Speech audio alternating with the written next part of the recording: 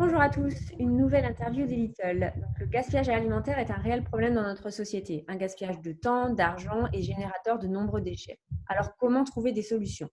C'est ce que propose une jeune association strasbourgeoise, les Retoqués, et nous sommes ravis d'accueillir aujourd'hui avec nous Claire. Les Little ont trouvé leur projet super et ils ont voulu en savoir plus. Et Rosalie mène l'enquête.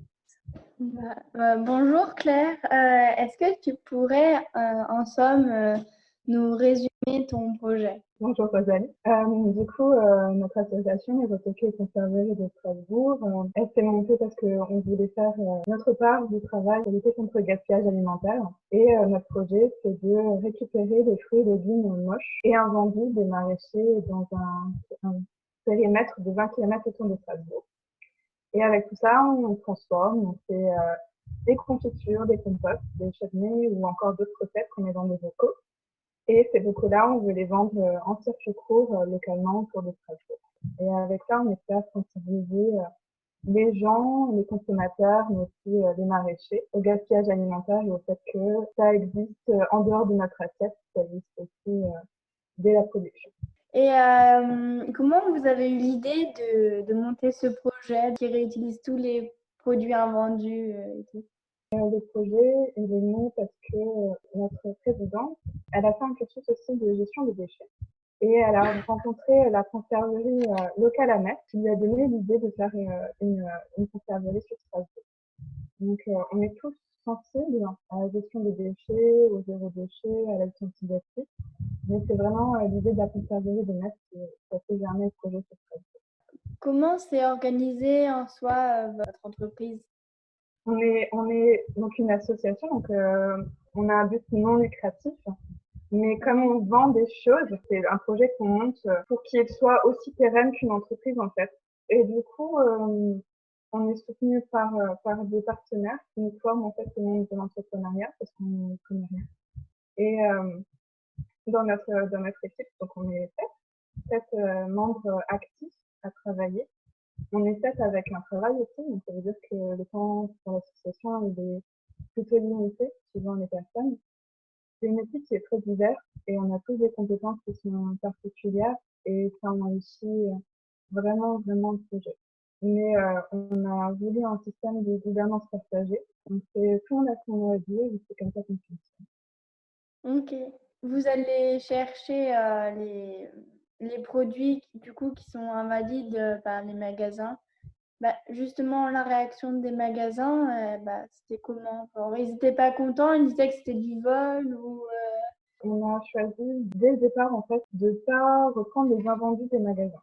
On a décidé que on voulait promouvoir le travail des maraîchers. On voulait vraiment privilégier les personnes qui produisent juste à côté, qui font un travail énorme, qui n'est pas forcément revalorisé tout le temps.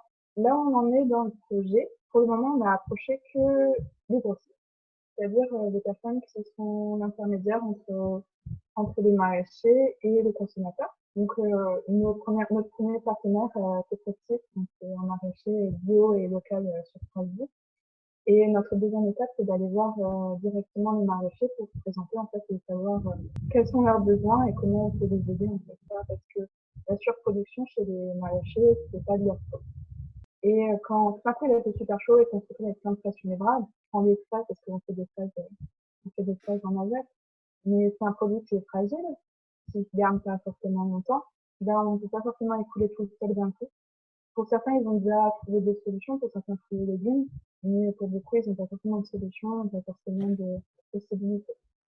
Et vous pensez que du coup, les consignes, c'est une bonne idée pour votre asso ou non?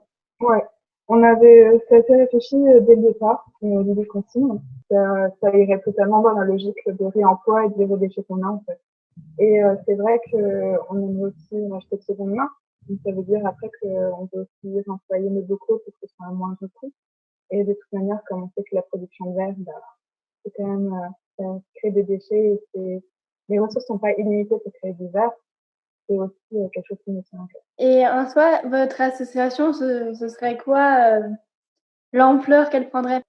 Notre rêve dans l'association, ce serait que sur le territoire de Strasbourg, il y ait une communauté anti-gaspillage soudée, active, avec nos consommateurs, mais aussi nos partenaires et les maraîchers autour. Notre second rêve, ce serait que on participe en fait à notre niveau en fait en tant que conserverie au développement durable et à un développement d'un système alimentaire qui soit plus résilient. C'est-à-dire qu'on produit sur le territoire, on transforme sur le territoire et ça arrive directement chez les gens en fait. C'est l'humain et c'est la bienveillance et c'est la gourmandise qui nous conduit jour après jour sur le chemin.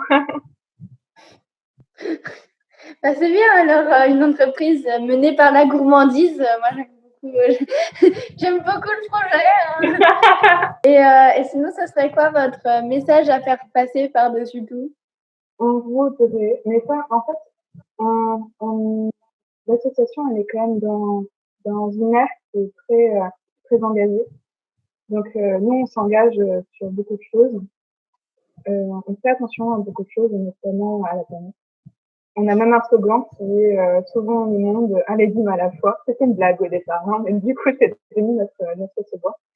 Et ce qu'on voudrait peut-être partager, mais ça, vous savez déjà, en fait, la jeune génération, parce que vous êtes engagés aussi, c'est que les petites initiatives, elles comptent, en fait. Et que on fait tous notre part de travail. Hein. On essaye de tous le faire au mieux. Il n'y a pas de solution miracle, il y a juste des solutions. Vous êtes déjà engagé, la jeune génération, avec les marches pour le climat. Donc, je pense que les enjeux, vous les connaissez, en fait. Et on n'a pas grand-chose je dirais, à vous apprendre. On a juste peut-être des exemples à montrer, des possibilités qui existent. Et notre association, c'est une possibilité qui existe.